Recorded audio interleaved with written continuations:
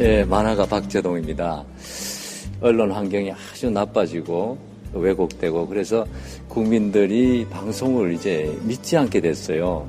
이렇게 답답한 이때 방송국이 만들어지고 이런 것들이 또 많은 국민들의 여망이었죠.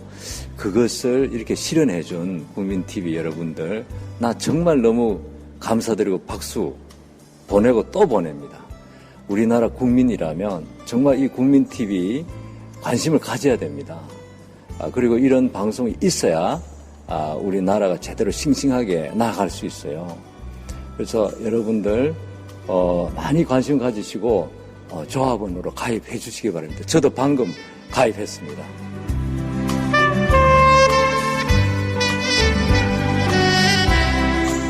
국민 만화가 박재동이 조합원으로 참여하는 국민TV. 모든 국민이 바라는 공정방송의 모델이 될 것입니다. 지금 조합원으로 참여하세요. 포털 사이트에서 미디어 협동조합 국민TV를 입력하세요.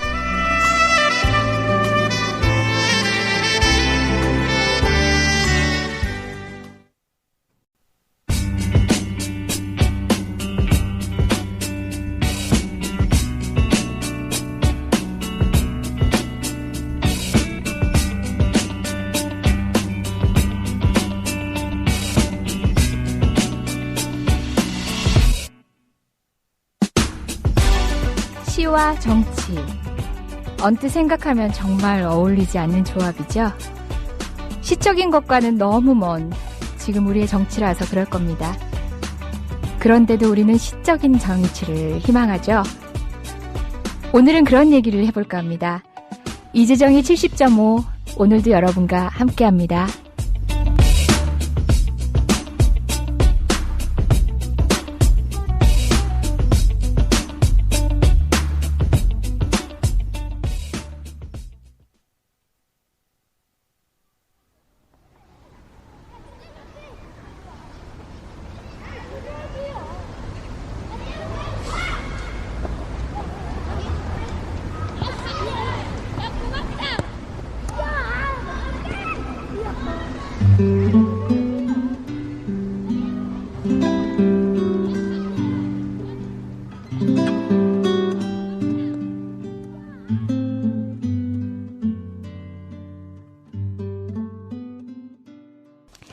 네, 오늘도 금요일. 어머, 큰 실수. 이재정 오늘 다시 여러분 앞에 왔습니다. 오늘 모신 손님은 여러분 이미 페이스북을 통해서 보셨죠? 접시꽃 당신, 담쟁이. 누구신지 알겠죠? 도종환 시인님, 도종환 의원님이십니다. 저희 나라 접시꽃 당신이라는 시는 아마 제가 갓난쟁일 때부터 들었던 시니까 시인으로서의 도종환 의원을 모르시는 분은 없을 거예요. 그분이 지금 정치인이십니다. 시와 정치 어울릴 것 같지 않은 그 두 가지 단어의 조합을 어떻게 풀어가고 계신지 오늘 여쭤보려고요. 제가 간략히 소개글을 준비했습니다. 실은 제가 쓴 글이 아니고요. 도종환 시인님께서 직접 쓰신 글을 일부 발췌를 했습니다. 간략히 설명을 드릴게요. 소개글을 마친 다음에 시도 들어보겠습니다. 그 뒤에 모실게요. 나의 삶, 나의 시. 도종환님. 어려서부터 그림 그리는 걸 좋아했던 나는 화가로 살고 싶었다. 그러나 길을 잘못 들어 시인이 되었다. 생의 중요한 순간에 그 길을 선택할 수 없었다. 그림을 그리며 살았으면 행복했을까? 가난한 화가로 살면서 꿋꿋하게 그 길을 갔을까? 혼자 그런 생각을 할 때가 많았다. 책 읽는 걸 좋아했으므로 열심히 학문에 정진하여 학자의 길을 가고 싶었다. 대학을 졸업하고 직장 생활을 하며 가난에서 벗어나는 일이 공부보다 중요했다. 지긋지긋한 가난을 함께 통과해 오는 동안 몸부림치면서 내가 할 수 있는 일은 시를 쓰는 일이었다. 한 사람을 오래 사랑하리라 마음먹었지만 운명은 그것도 허락하지 않았다. 32살 나이에 사별을 겪어야 했다. 울면서 시를 많이 썼다. 치열하게 살고 싶었지만 처절하게 젖는 날이 더 많았다. 경낭의 시대를 살아야 했다. 경낭의 시대에 마음이 어리고 약한 건 결정적인 하자의 하나였다. 거절을 잘 못하고 양심 때문에 괴로워하다 경랑 속에 함께 들어가기 쉬운 유형의 사람들이 마음 여린 사람들이다. 나도 그 중에 하나였다. 투사와 전혀 어울리지 않는데도 투사들이 박해받고 감옥에 끌려갈 때 같이 갔다. 10수년 그렇게 사는 동안 독자들이 다 떨어져 나갔다. 참 바보같이 산다고 안타까워하는 이들이 많았다. 그러다 병이 들었다. 처음엔 원망스러웠지만 한두 해 지나며 생각해보니 다행이었다. 아프지 않았다면 어떻게 경랑 속에서 빠져나올 수 있었을까? 깊은 산 속에서 여러 해를 살았다. 여러 해를 아무것도 하지 않고 숲과 나무와 짐승들과 풀꽃에 묻혀 지냈다. 외로웠지만 고요했고 적막했지만 평화로웠다. 그러나 그 좋은 숲에서 나머지 생을 글 쓰며 보내지 못하고 다시 사막으로 끌려왔다. 숲의 눈으로 세상을 보며 글을 쓰다가 사막으로 불려나와 사막의 세계관으로 현실을 바라보고 현실의 문제를 정치적 이성으로 풀어나가는 일은 내게 너무 벅차고 어려운 일이었다. 나같이 여리고 약해 빠진 사람, 이상주의자인데다가 사람들에게 문학으로 아름다운 영향을 주는 일을 하며 살고자 하는 사람들에겐 감당하기 어려운 일이다. 나의 이 바보 같은 선택을 바라보며 내 문학은 이제 끝났다고 말하는 이도 있다. 시인이 오로지 시만 쓰면서 자기 인생의 승부를 거는 일은 중요하다. 나도 그러길 바란다. 그러고 싶었다. 그러나 운명은 내게 그걸 허락하지 않았다. 지난 세월 우리가 야만의 시대를 살았으므로 그 야만의 시대, 야만의 정치를 외면한 채 살 수는 없었다. 후배 시인들이 용산 참사 현장을 찾아가 덜덜 떨면서 신앙송을 하고 용역 깡패들에게 위협당하며 돌아오는 모습을 보면서 나 혼자 숲에 들어앉아 있을 수 없었다.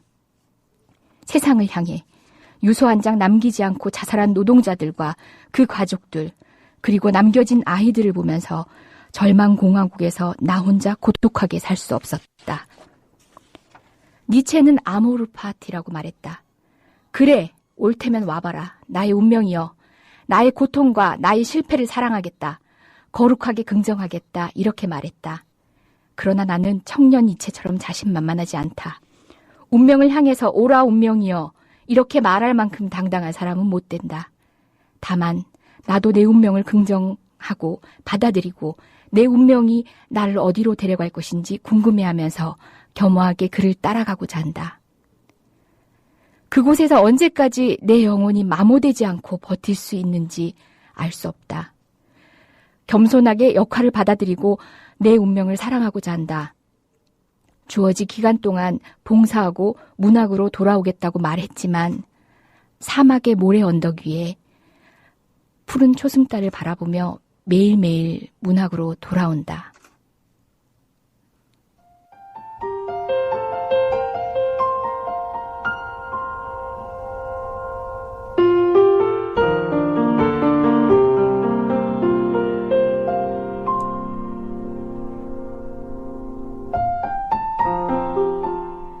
저것은 벽. 어쩔 수 없는 벽이라고 우리가 느낄 때, 그때 담쟁이는 말없이 그 벽을 오른다. 물 한 방울 없고 씨앗 한 톨 살아남을 수 없는 저것은 절망의 벽이라고 말할 때, 담쟁이는 서두르지 않고 앞으로 나아간다. 한 뼘이라도 꼭 여럿이 함께 손을 잡고 올라간다. 푸르게 절망을 다 덮을 때까지 바로 그 절망을 잡고 놓지 않는다. 저것은 넘을 수 없는 벽이라고 고개를 떨구고 있을 때, 담쟁이 잎 하나는 담쟁이 잎 수천 개를 이끌고 결국 그 벽을 넘는다.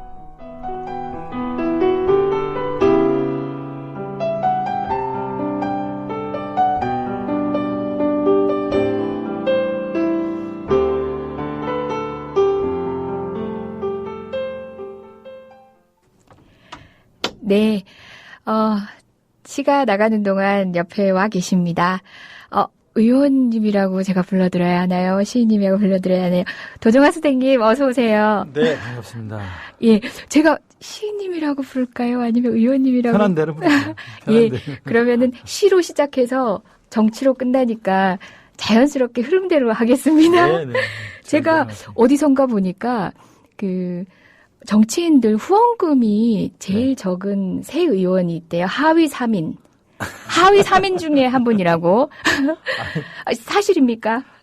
하위 3인은 아니고요. 하위 한 10명, 10여 명 중에 예. 독특한 사람 3명이 있다는 거고요. 예. 그러니까 뭐 하위 10여 명 중에는 이제 돈과 관련돼서 재판 진행 중이거나 이러기 때문에 후원금을 거둘 수 없는 분들, 네네네. 뭐 이런 분들 빼고 이제 정치 활동을 하시는 분들 중에서 아니 국회의원이긴 한데 후원금을 거둘 수 없는 지금 뭐 재판 진행 중이거나 이런 분들 빼고 눈에 띄는 사람들이 이제 이자스민 의원 이런 분이 후원금 이제 하위 새누리당 의원이신데도 네네네 후원금은 그리고 또 이제 정몽준 의원님 그분은 거두실 필요가 없는 분이라서 그러신 거죠.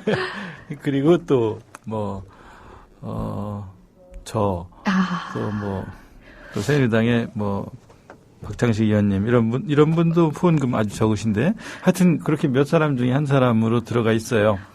그래서 이제 사람들이 그거 갖고서 이제 논리죠. 의정 활동을 어떻게 했길래 이렇게 후원금이 이렇게 최하위권에 들어가 있냐. 그래서 이제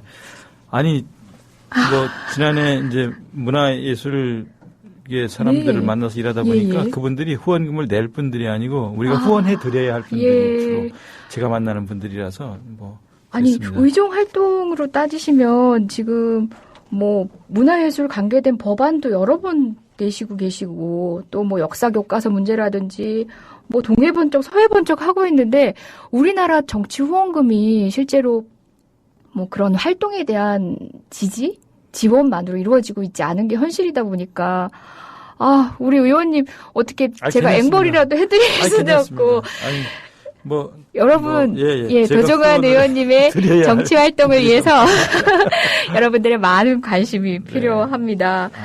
제가 지금 후원했다면 여기 나온 거 아닙니다. 물론입니다. 저희 도 의원님은 제 기억 속에는 물론 접시꽃 당신이라는 시로 그 당시에 뭐 서정시였죠. 그 당시만 하더라도 영화로 제작되기도 했고 많은 이들의 기억 속에 있는 것 같은데요.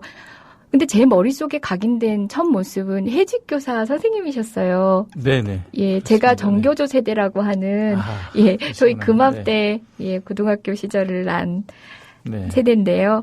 그때 고등학교 선생님 해직교사로서의 도정환 시인님을 멀리서 뵌 기억도 있거든요. 예. 그래서 아마 지금도 교육과 관련된 일을 정치인으로서도 하고 계신 것 같은데 선생님 도정환. 네. 그게 어떻게 보면은 삶이든 시든 엮어가시는데 아주 상당 부분, 큰 부분을 차지했던 그렇죠. 것 저는 사범대학을 나왔고 졸업하자마자 바로 교직에 나가서 시골 학교 학생들과 함께 생활하는 것이 아주 꽤 오래됐고요. 몸에 뱄고 그러다 이제 선생 노릇을 좀 잘해봐야 되는데 하는 생각으로 선생 노릇을 잘하려고 고민하는 사람들은 어떤 사람들인가 하고 이제 여기저기 기웃거리다가 이제 YMCA에 나가서 교사들 모임도 했고 그러다가 나중에는 이제 해직 교사가 되기도 했는데요. 해직 된 선생님들이 그때 굉장히 많았었고 해직을 각오하면서까지 이제 아이들을 위해서 무슨 일을 하고 교육 구조를 바로잡고 교육 환경을 좀 바꾸자고 애를 썼는데 그로부터 세월이 또 많이 흘렀어요. 수십 년 세월이 흘렀는데 지금도 크게 달라지지 않았고 교육 현장은 여전하죠. 더 어려워하고 있는 것 같아서요. 지금은 이제 학생들뿐만 아니라 선생님들도 힘들어하고 또 학부모들도 불안해하고 또 그렇게 노력을 했어도 달라진 게 없다는 점이 저로서는 좀 마음이 아픈 점이에요. 작년에 학교를 그만둔 학생들 몇 명 정도 될 것 같아요? 정규 과정을 다 이수하지 못하고 학교를 다니다가 중도에 하차를 한 친구들. 그만두고 학교를 나간 학생들이 한 몇 명 정도 될 것 같습니까? 글쎄요. 전혀 가늠을 예, 못하겠는데요. 그렇죠. 지난해가 7만 4천 명이 학교를 다니다 그만두었고요. 또 2011년에는 7만 6천 명이 그만두었고요. 예. 그러니까 하루에 한 200명 이상 학교를 그냥 그만두고 나가는 거예요. 그만둔다는 얘기는 뭐 다른 대한교육의 서포트를 받는다는 뜻이 아니라 교육에서 제외된다는 걸로 스스로 이제 학교를 생각을 그만두고 해야 나가는 되는 거죠. 예. 도저히 못 견뎌서 뭐 물론 외국으로 나가기도 하고. 예, 그 중에는 그런 경우도 대한 있겠죠. 학교로 가기도 하고, 예. 아예 아무 대책도 없이 그냥 집에 그냥 있으면서 도저히 뭐 힘들어서 못 하겠다고 하기도 하고, 예. 뭐 그렇게 많아요. 그리고 또 자살한 학생들이 뭐 2, 3일에 한 번씩, 예. 작년에도 한 130명 가까이 또 스스로 목숨을 끊었죠. 또 학생들 중에서 2, 3일에 하나씩 한 명씩 자살을 합니다. 예. 또 뭐 학교 폭력 때문에 시달리는 아이들은 또 얼마나 많습니까? 네. 그런 수치적인 통계 말고도 행복 지수가 제일 낮아요. 네. 그러니까 OECD 국가 중에 우리나라 학생들이 행복 지수가 제일 낮아요. 그러니까 공부하는 시간 수는 전 세계에서 제일 많고요. 그렇죠. 최고라고 들었어요. 최고로 많이 공부하고 최고로 어렵게 힘들게 학교 생활을 하고 행복하지 않고 그리고 그렇게 해서 대학을 들어가서 교실에 앉아서 대학 선생님들의 말씀을 들으면 아이들이 표정이 없다고 그래요. 대학생들이 표정이 없고 오직 머릿속에는 이제 안정된 직장을 구하는 일, 취직하는 일, 네. 또 낙오하지 않을까 두려워하는 일로 청춘을 보내고 있는 거죠. 그래서 교육이 한 사람의 인생에서 살아가는데 큰 도움을 줘야 되는데 그 도움을 받고 자신감 있게 살아가는 청춘들을 만들어내기보다는 네. 표정 없는 청춘들을 만들어내고 있고 또 10대 내내 힘들고 어렵고 방황하는 그런 사람들을 대량으로 나오게 만들고 있어서 참 아무리 노력해도 해답이 보이지 않는 네. 우리나라 이 교육의 현실을 어떻게 하면 좋을까 예. 이런 것 때문에 많이 마음이 무거워요. 학교와 행복 이런 얘기가 어울리지 않아요. 학교와 추억은 있어요. 그러니까 과거에 대한 네, 기억들은 있거든요. 네. 그럼에도 불구하고 행복과 학교는 참 어울리지 않는 단어가 됐는데 행복하게 사는 법, 그러니까 삶을 사는 법을 배우지 못한 건 맞아요. 저기 핀란드에서는요. 네. 엄마가 얘 내일 학교 가는 날이야. 일요일 끝나고 또는 방학 끝나고 이렇게 말을 하면 애들이 야 신난다 이런답니다. 예. 교육은 원래 학교 그래야 가는 되는 날이야 거예요. 하면 신난다고 내일 한다는 이제 학교 가는 거죠. 날이야 그러면 애들이 야 신난다라고 말을 상상할 한다는 수 거예요. 없네요. 저희 원래 나라에서는. 그래야 되는 거예요. 이제 우리나라만 네. 상상할 수 없는 거죠. 그러니까 이게 말하자면 친구들이 거기 다 있잖아요. 친구들을 만나고 친구들과 놀고 친구들과 일하고 친구들과 즐겁게 보내는 것뿐만 아니라 뭐 하나를 배워서 알고 알음에 대한 기쁨을 누릴 수 있는 곳이 학교이고 또 거기서 내가 정신적으로 또 성장하고 또 많은 것들을 배우고 인정받고 사랑받고 그런 곳이 학교 공간이기 때문에 내일 학교 간다 그러면 신난다는 소리가 나오는 거지. 그래야 되는 건데요. 얘긴데요. 예, 우리로서는 뭐 그런 나라가 세상에 전 세계 어디 있어 하는 말이지. 지어낸 말이지. 이렇게 생각할 거란 말이죠. 그 나라는 예를 들어서 우리가 800시간 공부하고 520점을 맞으면 핀란드는 400시간 공부하고 530점을 맞아요. 전 세계에서 공부를 제일 잘하는 아이들인데 행복해 하고요. 그리고 공부 때문에 그렇게 우리나라처럼 힘들어하지 않는단 말이죠. 그런데도 전 세계에서 공부를 제일 잘해요. 뭐 그런 거를 비교하면서 또 이거 방법과 대안을 찾아야 되는데 네. 이게 당장 바로 올해 안으로 찾을 수 있는 게 아니라서 제도 하나가 도입된다고 해서 바로 바뀔 수 있는 것들이 아니니까. 아니에요. 우리는 예. 말하자면 녹슨 통과 같아요. 우리 교육 구조는. 그래서 녹슨 새물을 통. 넣어도 예. 새물이 다시 나오는 게 아니라 녹슨물이 나와요. 예, 그렇기 때문에 뭐 크고 작은 어떤 걸 거기다 대입해도 전체적인 통이 녹슬었기 때문에 녹슨물이 나오는 교육 구조예요. 그래서 이 구조를 바꾸는 일을 장기적으로 준비하지 않으면 우리는 아이들이 행복하지 않은 청소년기와 또 청춘을 보내게 된다는 거죠. 그래서 교육 얘기를 이렇게 뭐 해직교사 얘기하면서 교육 얘기를 꺼내셔갖고서 또 보건 얘기를 할 수밖에 없는 현실이죠. 예. 실제 지금은 뭐 소관이를 이렇게 교육을 위해서 노력할 수 있는 곳으로 선택을 하셔서 교육문화 체육관광위원회에서 일하죠. 그렇게도 도움을 주고 계시지만 시 보면은 가끔씩 아이들을 시로서 접할 때가 있거든요. 교사 도종환의 모습은 아이들로부터 힘을 얻고 있고 거기에서 삶의 본질을 깨고 있다 이런 느낌, 정신 잘 모릅니다만 그런 느낌을 받을 때가 있어요. 아, 우리한테, 그러니까 학생이었던 저 입장에서는 우리한테 희망을 보고 계시는 우리 선생님 네. 이런 느낌이 있었어요. 일례로 꽃씨를 거두며라는 시를 저는 참 좋아하는데요. 네. 비단 그게 뭐 아이들의 초점을 맞춘 것은 아니지만 여러 가지 이야기를 담고 있는 얘기지만 그 사이사이에 제가 사랑한다는 일은 책임지는 일임만 생각합니다. 그런 기절이 거기 있죠? 아이들과 함께 꽃씨를 거두며 사랑한다는 일은 책임지는 일임을 생각합니다. 저는 이건 정말 뭐 삶에 대한 이야기 또 우리가 삶을 책임지면서 이 사회를 고민해야 될 책무를 뭐 아이들의 모습에서도 그리고 내 삶에서도 이렇게 한꺼번에 압축한 문장인 것 같아서 되게 와닿았던 시거든요. 꽃씨를 거두며 사랑한다는 일은 책임지는 일입니다. 지금도 결국은 사랑하고 계시는 거네요. 그렇죠. 그렇죠. 근데 그게 이제 그 책임이라는 것이 뭐 기쁘고 행복한 것만 누리는 그런 것을 떠올리는 책임이 아니라 책임이라고 할 때는 기쁨과 슬픔, 뭐 화해로움과 쓸쓸함, 뭐 그 모든 밝은 면과 그늘진 면을 함께 다 생각하면서 거기까지를 책임지는 것이 책임이라는 의미를 또 그 시를 쓰면서 생각을 했었죠. 실은 이 시를 이제 여러분께 같이 읽어드리고 공유를 하고 싶었는데 말씀 나눌 시간이 너무 부족할 것 같아서 이제 제가 한 구절만 말씀드리고 말았는데요. 방금 말씀하신 얘기인 것 같은데 아무것도 끝나지 않았고 삶에서 죽음까지를 책임지는 것이 남아있는 우리들의 사랑임을 압니다. 꽃에 대한? 네, 꽃에 대한 씨앗의 사랑임을 압니다. 네. 제가 참 좋아하는 시예요. 그 선생님 도종환, 그 교직을 떠나 계셨지만 어쨌든 정교조 활동으로 투옥도 되셨던 거죠.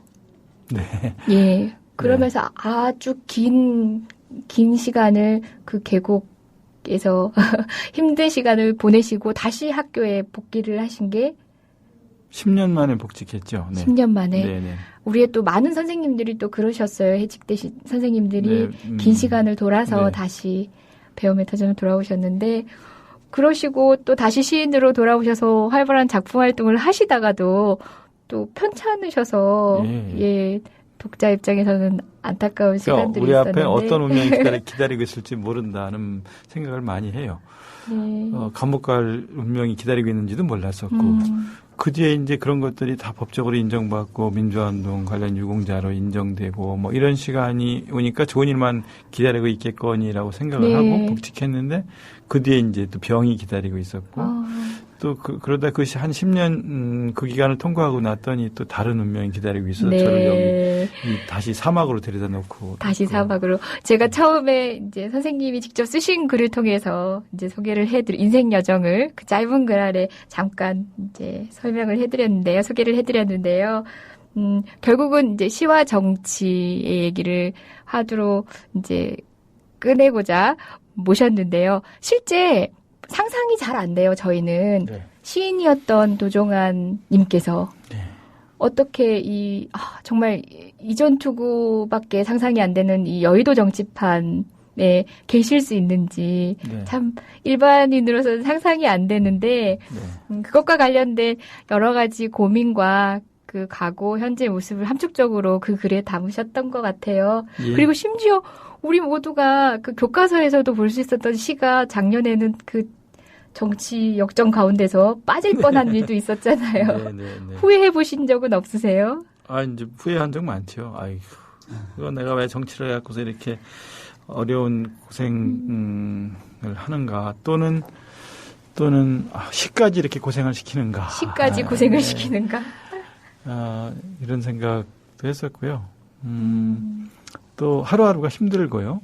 또 하루하루 매일 어떤 사건이 또 이렇게 나라를 뒤흔들고 또 한 개인의 인생을 막 흔들어 놓고 할지 모른다는 생각을 많이 하고요. 또 늘 그런 일들이 튀어나오고 있고 생기고 그래서 굉장히 힘듭니다. 힘들지만 누군가는 또 이런 일을 돌아가면서 또 해야 될 일이라고 생각해서 지금은 힘든 걸 알면서 지금 감내하고 있고요. 대신 두 가지를 잘하지는 못하죠. 그러니까 네. 뭐 시인으로서의 역할과 정치인으로서의 역할 두 개를 다 잘하기를 기대를 하고 희망을 갖고 있지만 뭐 두 개는 다 잘하지 못할 거예요. 아마 정치적으로 정치인의 노릇을 좀 이렇게 썩 잘하지 못한 게 아닐까 속으로는 혼자 그렇게 평가하고 있습니다. 겸손하신 말씀이죠. 근데 문득 궁금해졌어요. 지금도 시를 쓰십니까? 매일 씁니다. 매일 쓰십니까? 네, 어제도 썼고요. 네. 그러면 또 궁금한 게 있어요. 예. 여의도 예. 그 국회의사당 의원회가 집무실에서 시를 쓰시기도 합니까? 집에서 쓰고요. 아무래도 그건가는 시사는 네. 안 떠오르시는 네, 거죠? 정리를 뭐 종종 그 컴퓨터로 할 때도 있지만 대부분은 이제 집에서 쓰죠. 네. 정치를 하시면서도 매일 시를 쓰신다. 상상이 잘 안 되시죠? 네네. 상황이 이렇게 비극적인데 어떻게 시가 안 쓰여지겠습니까? 맞아요. 제가 자꾸 이 문학과 예술에 대해서는 좀 한상이 있나 봐요. 자꾸 시라는 것들은 그런 더러운 것, 왠지 모르게 악할 것 같은 것들과는 전혀 다른 저 어딘가 존재해야 될 것 같고 막 그런 생각, 그게 아니라는 걸 제가 모르진 않으면서 자꾸 그런 생각에 그런 편견에 방금 같은 질문을 또 드렸던 것 같아요. 분노에서도 시가 나오고요. 네. 또 절망에서도 시가 나오고 좌절에서도 시가 쓰여지잖아요. 그래서 시가 계속 쓰여지는 거죠. 어떻게 이런 상황에서 시를 씁니까? 라고 말을 하는데 그렇죠. 이렇게 절망스럽고 이렇게 많은 사람들이 좌절하고 있는데 어떻게 시를 쓰지 않을 쓰지 않을 수 있겠습니까? 있겠습니까? 물론 뭐 절필하고 싶은 때도 있죠. 안대현 시인처럼 예. 에이, 나도 그냥 절필을 선언해버릴까라고 생각을 할 때도 있지만 오죽하면 그런 선언까지 했겠어요. 그런데 이제 그렇게 절망스러워서 또 시가 쓰여지기도 하는 거죠. 정치와 시 알 듯 모를 듯 해요. 그 간극을 시인이시고 또 문학 전공자신데 저희한테 일반인들에게 네.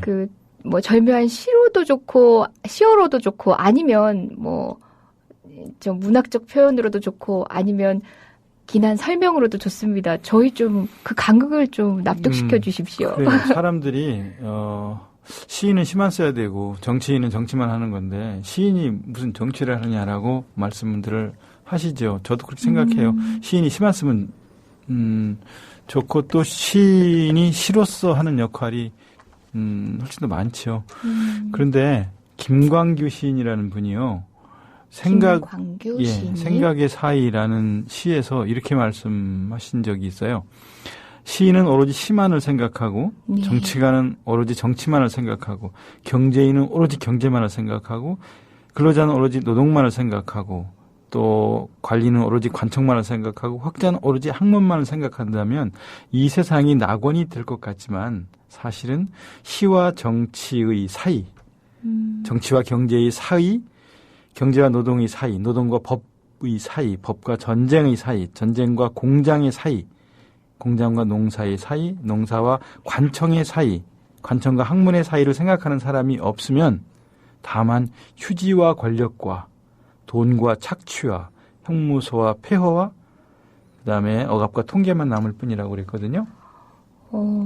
지금 방금 읽으신 게 시이신 거죠? 김광규 시인의 생각의 사이라는 시인데요. 사이에 대해서 네. 고민하는 사람이 있어야 한다고 일찍이 말씀하신 적이 있어요. 시를 통해서. 그러니까 시인이 시만 쓰는 사회가 되면 참 좋아요. 정치인이 정치만 하고 또 군인은 오로지 전쟁만 생각하고 학자는 학문만 생각하면 좋은데 그런데 우리 현실이 그렇지 않기 때문에 누군가는 시와 정치의 사이에 대해서 고민을 하고 그리고 정치와 경제의 사이, 경제와 노동, 노동과 인권의 사이를 고민하는 사람들이 있어야 한다는 거죠. 학생인데 넌 공부만 해야지 무슨 학생이만 너무 촛불 들고 나와 이렇게 꾸짖을 수도 있어요. 꾸짖을 수도 있는데 늘 들었던 말이죠. 그런데 우리가 지금 우리 청소년기를 오로지 공부만 할 수 있는 조건이 아니라고 생각하는 사람들도 있어요. 그리고 또 정의에 대해서 생각하고 또 진실에 대해서도 고민하고 그러면서 그 의로운 사람으로 성장할 수 있다고 생각하는 그런 가르침을 받는 경우도 있죠. 근데 지금 의롭지 않다고 생각해서 횃불을 드는 대신 촛불이라도 네. 드려야 되겠다고. 횃불 대신. 예. 그렇게 생각하고 공부와 촛불의 사이를 고민하는 사람도 있는 거죠. 살면서. 그리고 고민해야 할 때도 있고 또 그렇게 고민하는 것이 역사를 바꾸기도 네. 했어요. 4.19 때도 그랬고요. 또 80년대 학생들도 보다 더 정의롭게 사는 길을 고민하면서 학문과 현실의 사이를 고민한 사람들이 있었단 말이죠. 네. 그러면서 역사가 한 단계 진보하기도 했고 또 그 불의에서 정의로 옮겨오기도 했고 그런 역사를 우리가 살았지 않습니까? 그리고 그것이 역사를 바른 방향으로 이끌어오기도 했었고요. 누군가는 그 사이에 대해서 고민을 해야 하는데 그냥 정치는 정치인들이 네. 하세요. 이렇게 우린 경제는 공부만 할 경제인들이 거예요. 하세요. 우리는 공부만 할 거예요. 하는 우린 심만 사이에 쓸 거예요. 하는 사이에. 그런 사이에 네. 이제 돈이 착취와 결합을 하거나 또 권력이 휴지가 돼버리거나 아니면 그것을 고민하는 사람들이 형무소를 가득 채우거나 네. 아니면은 통계로는 굉장히 뭐 그럴싸해 보이는데 사회는 굉장히 억압적인 사회가 돼버리거나 그럴 수 있거든요. 그렇게 가지 않도록 하기 위해서 그 사이에 대해서 고민하는 거죠. 정치와 시 사이에 대해서 고민하는 거고 그 고민하는 사람들이 오늘도 촛불을 드는 것이죠. 그러면 이런 고민들이 생각의 사이라는 이 김광규 시인의 시를 이제 저희한테 소개시켜 주시면서 말씀 주셨는데 이런 고민들이 작년에 총선에 비례대표로 나오시면서 비롯된 고민이신지. 그렇죠. 네.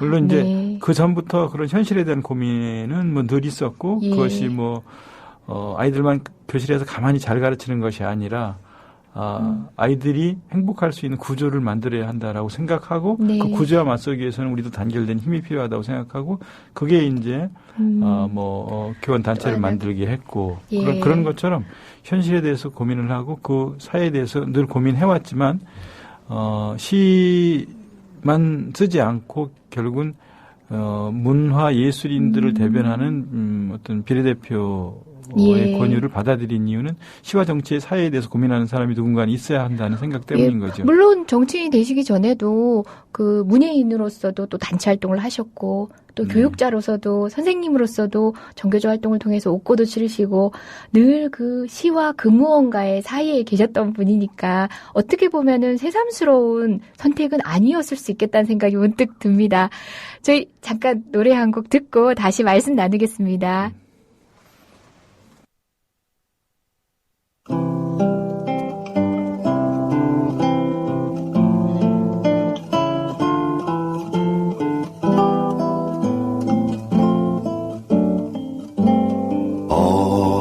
어두운 빛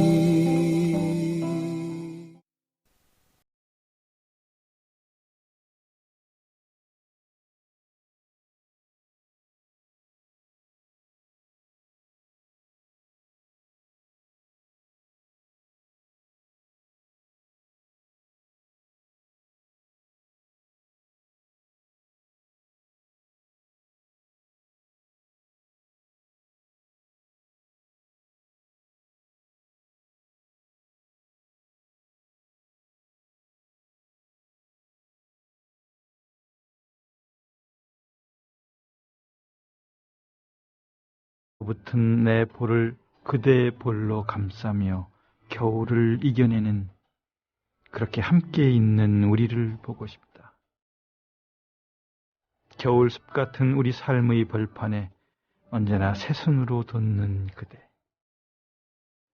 이 세상 모든 길이 겨울 강처럼 꽁꽁 얼어붙어 있을 때 그 밑을 흐르는 물소리 되어 내게 오곤 하던 그대여. 세상 많은 사람들이 이제는 무엇을 하기에도 너무 늦은 나이라고 말할 때 아직도 늦지 않았다고, 언제든 다시 시작할 수 있다고 조그맣게 속삭여 오는 그대, 그대와 함께 있는 우리를 보고 싶다. 너무 큰 것은 아니고 그저 소박한 나날의 삶을 함께하며 땀 흘려 일하는 기쁨의 사이사이에 함께 있음을 확인하고 이것이 비록 고통일지나 그래서 다시 보람임을 믿을 수 있는 맑은 웃음소리로 여러 밤의 눈물을 잊을 수 있게 하는 그대여 희망이요.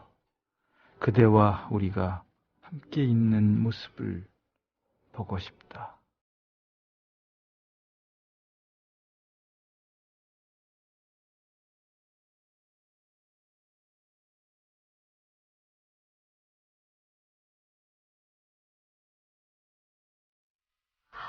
와, 고맙습니다. 야, 큰 선물 받았습니다. 제가 읽는 것보다 직접 이 시를 엮어오신 우리 시인님께서 읽어주시는 게 좋겠다고 생각만 했었는데 흔쾌히 읽어주셨어요. 근데 그 감동이 더했습니다. 너무 함께 있는 우리를 보고 싶다라는 시였습니다. 바로 이게 삶과 시, 그리고 정치에 대한 우리의 꿈을 담은 시 같아서 실은 제가 이 시 읽어주세요 하고 청했습니다. 그런 시일까요? 그렇죠. 이 시 좋아하세요? 네. 그리고 많은 분들도 귀에 많이 익은 시일 거예요. 저희 청취자 여러분들도 다 알고 계신 그런 시인 것 같은데요. 이것 말고도 주옥 같은 시가 너무 많고 이 시간에 도의원님 모셨는데도 막 정말 시만 계속 읽고 싶을 만큼 정말 그러면 좋죠. 놓치고 가고 싶지 않은 시들이 지금 산만큼 쌓여 있어요. 여러분들은 안 보이시겠지만요. 제가 여기 시집도 한 6권, 그 다음에 시도, 각종 시도 출력을 해서 기회만 되면은 여러분들하고 같이 감상을 해야지 하고 했는데 1시간이라는 짧은 시간을 제가 놓쳤어요. 바보같이 그저 욕심만 앞섰네요. 여러분 이미 알고 계시는 시도 많고 가지고 계신 시집도 많겠지만요. 오늘쯤 책장 위에 먼지 껴있는 그 시집 탈탈 털어서 한 번쯤 들춰보세요. 우리 도시인님 것도 좋고 아닌 또 다른 시집도 들춰볼 수 있는 그런 시간이 됐으면 좋겠네요. 그러고 보니 도라는 이 성이, 우리나라의 성이 붙여지다 보면은 되게 색다르게 들리는 직업들이 좀 있잖아요. 선생님일 때 도선생님이셨어요. 게다가 국회의원이신데 국회의원이 아니시고 도의원이세요. 그 이름 때문에도 시골에 사는데도 도시인이라고. 도시인이죠. 그러시네요. 시골에 살고 계시는데도 도시인이시고. 문학 박사인데 도박사라고 그러고. 도박사라 그러시고. 그렇게 놀려요, 의원들이. 함께 있는 의원들이 놀립니다. 우리 모든 가족분들이 같이 하고 계신 고민일 듯해요. 결국 제가 너무 빠르게 결론에 도달하는 건 아닌지 몰라도 정치, 시, 삶, 사랑 하다못해 아이들과 우리 간의 세대 간에 흐르는 소통의 끈들 모든 게 다 맞닿아 있어요. 네네. 근데 도 의원님의 모든 시들을 보면은 언뜻 바로 이렇게 즉자적으로 받아들이기에는 사랑시 같은 것들이 더 많거든요. 그렇죠. 그래서 어떻게 보면은 더 잘 읽히기도 하고. 네. 근데 2번 읽으면 그리운 그대의 얼굴이 부모님의 얼굴이 되었다가도 또 사랑하는 내 아들, 딸의 얼굴이기도 하고 고통받는 우리 노동자들의 얼굴이 되기도 하고 그런 굉장히 다양한 해석이 가능한 시가 되는 것 같아요. 함께 있는 우리를 보고 싶다는 것은 사실 우리는 희망을 말하는 거거든요. 네. 희망에 대해서 이야기하면서 함께 있는 우리를 보고 싶다 이렇게 이제 표현하고 또 사랑으로 표현하는 것은 사람들이 늘 생각하고 느끼는 가장 많은 사람들의 머릿속을 채우고 있는 것이 사랑이니까 사랑으로 표현하는 경우가 많고요. 또 시를 잘 쓰려면 연애를 잘해야 되거든요. 네. 시를 어떻게 쓰면 잘 쓸 수 있을까라고 질문을 하는 사람들한테 연애를 하세요라고 대답을 해주는데요. 그거는 이제 안도현 시인도 그래요. 시와 연애하는 법이라는 책에서 시를 잘 쓰는 방법 3가지를 설명할 때 그중에 2번째로 이제 연애를 잘해야 된다라고 말을 하거든요. 연애를 잘하면 시를 잘 쓴다는 거죠. 그건 왜 그럴까요? 왜 그러냐면요. 연애할 때 우리의 마음이 어떤지 한번 떠올려 보세요. 굉장히 섬세해지거든요. 네. 굉장히 섬세해져요. 예민해져요. 예민해지죠. 예, 그렇죠. 예. 예민해지긴 해요. 그 사람만 생각하고요. 그 사람의 그 표정 하나에 따라서 막 굉장히 그 다양한 다양한 감정의 반응들. 반응이 있어요. 예, 그렇죠. 네. 그러니까 조금 말 없이 가만히 있으면 내가 뭐 잘못해서 그러나? 뭐 기분 나 때문에 뭐 기분 나쁜가? 내가 뭐 말 잘못했나? 이렇게 굉장히 예민해지고 섬세해져요. 네. 그리고 굉장히 사람이 그 열정적으로 변하지요. 그렇죠? 굉장히 열정. 연애할 때 가장 열정적 인생을 살아요. 그리고 몰입하지요. 몰입. 그렇죠? 그렇죠. 연애한다는 건 몰입한다는 거예요. 한 사람에게 한 대상에게 네. 몰입하는 거죠. 시를 쓰는 감정이 그런 거거든요. 섬세하고 예민하고 몰입하고 그리고 열정으로 뜨거워지고 그것이 바로 연애할 때 느끼는 감정과 시를 쓸 때 느끼는 감정, 시를 쓸 때의 감정하고 거의 공통되는 지점이 많아요. 그래서 그 연애할 때처럼 정말 문학에 또 내가 좋아하는 책에 내가 쓰고자 하는 시에 몰입하고 그리고 열정을 쏟아넣고 그리고 정말 내가 시를 좋아하는 걸까 하고 또 고민도 해보고 뭐 이래야 시가 나오거든요. 그러니까 그래서 이제 연애를 잘하는 사람이 시를 잘 쓴다라고 말을 하고 비유해서 그렇게 말을 하는 거죠. 네. 네. 그리고 그런 감정이 굉장히 소중한 거예요. 사랑할 때는요, 제가 시처럼 오지 않는 건 사랑이 아닌지도 몰라 시에서 이렇게 이야기한 적이 있어요. 정말 사랑하면 시가 쓰여지거든요. 내가 누구를 사랑하는데 시가 안 쓰여지면 그 진짜로 사랑 안 하는 거라고 저는 생각하거든요. 그런가요? 네.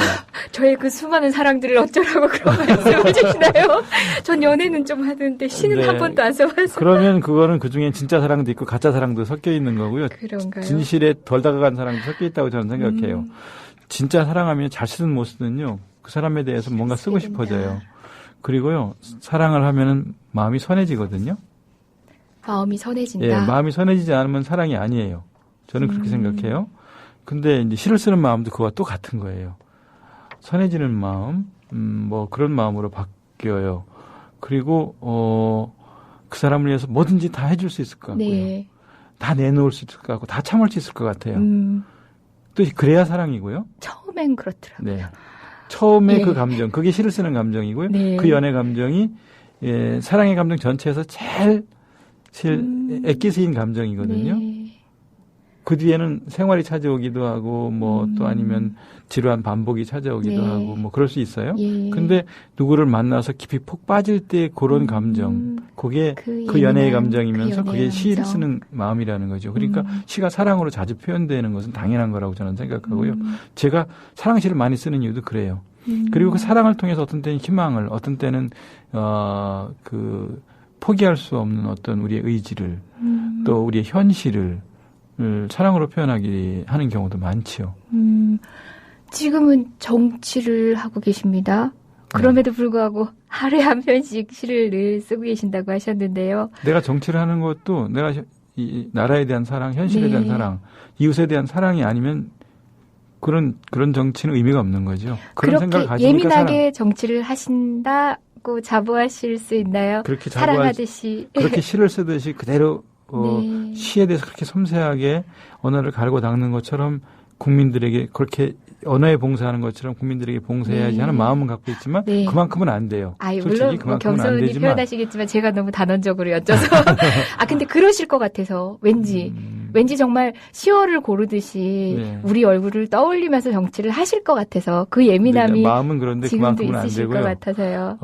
그만큼은 안 되지만 그러나 그런 마음으로 어떤 일을 해야 한다. 또 정치를 해야 한다는 생각을 자주 하죠. 예, 방금 인용하셨던 시처럼 오지 않는 건 사랑이 아닌지도 몰라라는 시 지금 남은 시간이 별로 없긴 하지만요. 제가 꼭 여러분께 들려드리고 싶어요. 예, 사랑은 어떻게 오는가라는 시인데요. 짧게 제가 참 우리 시인님이 이미 앞에서 그 멋진 시일품을 보여주셔가지고 제가 따라갈 자신은 없지만 노력해 보겠습니다. 직접 낭송하실 거예요? 네.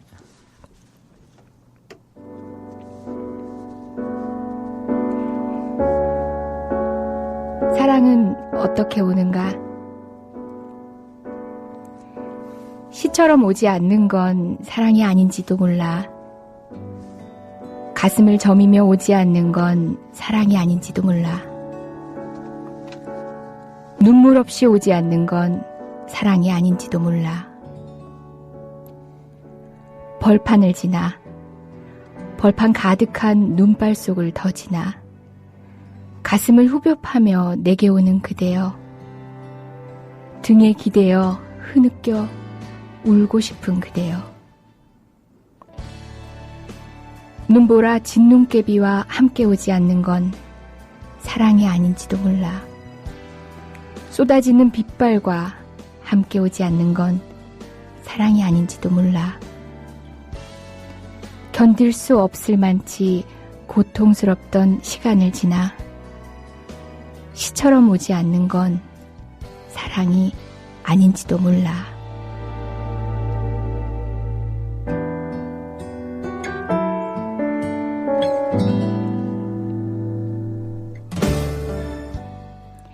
아, 낭송 너무 잘하시네요. 아유, 저보다 더 잘하시네.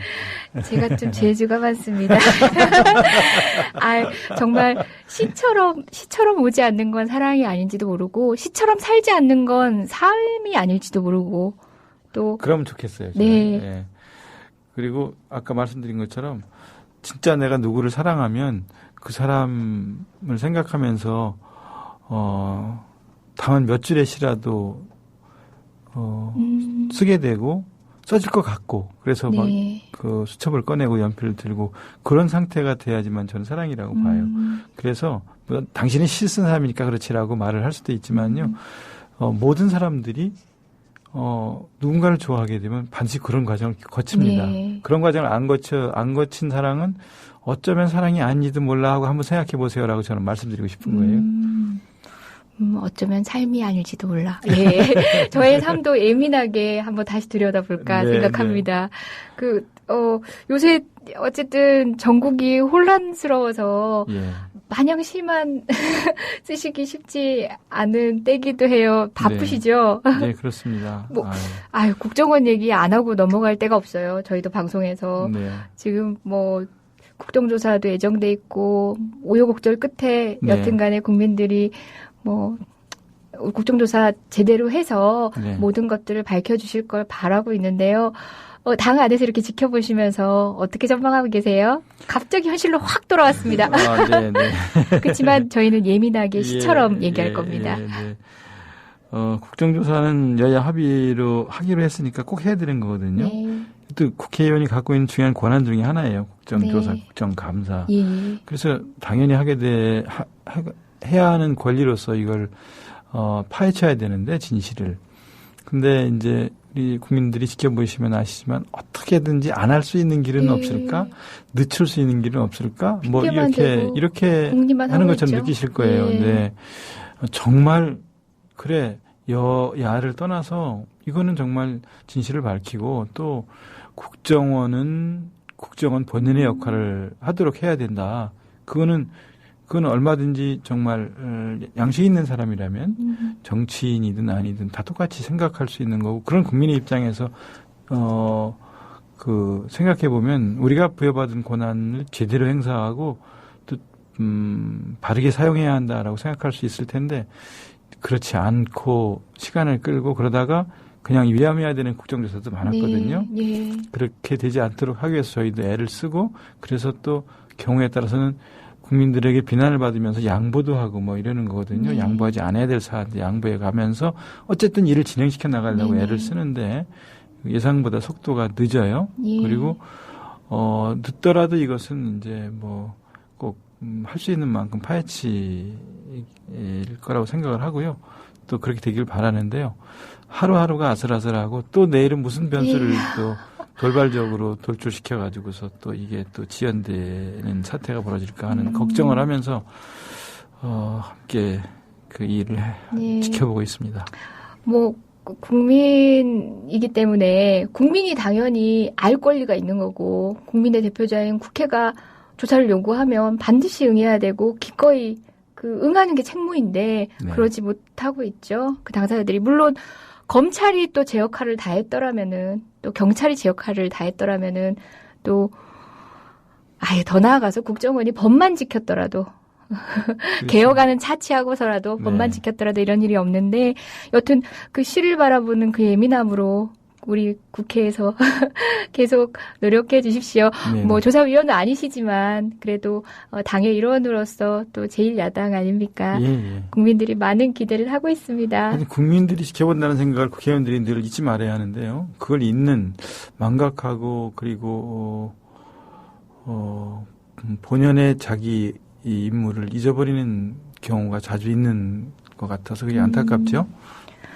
우리 도 의원님의 이 예민함을 같이 다른 국회의원분들도 공유하셨더라면 늘 성찰하고 국민의 작은 숨소리까지도 관찰하고 계셨지 않을까요? 그 학습 모임 좀 하세요. 학습 모임 의원실 내에서. 예, 그런 모임도 하고요. 저는 진짜 하세요? 시 읽는 의원 모임을 그러세요? 지난달부터 만들어서요. 예. 이렇게 매일 가파르고 힘들고 어려운 일을 하는 사이사이에 시 읽읍시다 해서 시 읽는 의원 모임을 하자고 했더니 27분의 의원님이 지금 그러세요? 함께 참여하셔서 어디 가서 인사말을 할 때도 좀 시 한 줄 인용해서 하세요. 그리고 또 똑같은 말도 시적인 언어로 표현하시면 훨씬 더 품격이 높은 그런 정치를 할 수 있지 않을까요? 하면서 제가 이제 여러 가지 도움을 드리는 자료들을 만들어 드리고 하고 있는데요. 하여튼 힘든 일을 할수록 여유를 잃지 말아야 된다고 생각하고요. 네. 그리고 할 수 있으면 시심으로 일을 하는 일이 자주 생겼으면 좋겠다 그런 생각을 하면서 이런 모임을 만들었습니다. 책 읽는 의원 모임, 시 읽는 의원 모임, 또 뭐 그런 모임들을 만들어서 함께 활동하고 있습니다. 시심으로 일을 하자. 이런 말씀을 하셨어요. 이렇게 짧게지만 이렇게 캡슐을 하면 명언이 되는 말씀들 역시 시인이시니까 많이 쏟아 놓으십니다. 이제 마무리해야 하는 시간이 다 왔는데요. 유치하지만 어려운 질문 드리고 싶어요. 무슨 질문인데요? 너무 어려운 5년 뒤에 나는 어디에 있겠습니까? 10년 뒤에 나는. 그건 몰라요. 그건 운명이 나를 어디로 데려갈지를 저는 모르겠어요. 내년도, 5년 뒤에도, 10년 뒤에도 또 어떤 운명이 기다리고 있을지 저는 그게 참, 궁금하기도 하고 두렵기도 해요. 그러나 오라 운명이 하고 당당하게 외치지는 못하더라도 그 운명을 따르는 그 순명의 길, 이런 거를, 가야 할 거라고 생각을 하고요. 5년 뒤에 한편에 좋은 시를 쓰는 사람이 되어 있으면 좋겠다는 생각을 합니다. 네. 그곳이 어디든지 간에 내용은이 마모되지 않고. 네. 그렇게 늘 하루에 한 편씩 시를 쓰시며 계시다고 합니다. 오늘 출연해 주셔서 너무 고맙습니다. 저희는 너무 즐거운 시간이었습니다. 아쉽지만. 그러세요? 시간이 금방 지나갔네요. 그렇죠. 네네. 다음에 모셔서 시 한 수 읊으시고 저도 제가 자작시 해올게요. 그때는 좋죠. 주거니 받거니 정말 아름다운 네, 시만 네. 읊으면서 시간을 한번 그럽시다. 마련해 때우겠습니다. 어려운 질문 하지 말고. 네네. 오늘 고맙습니다. 네네, 고맙습니다.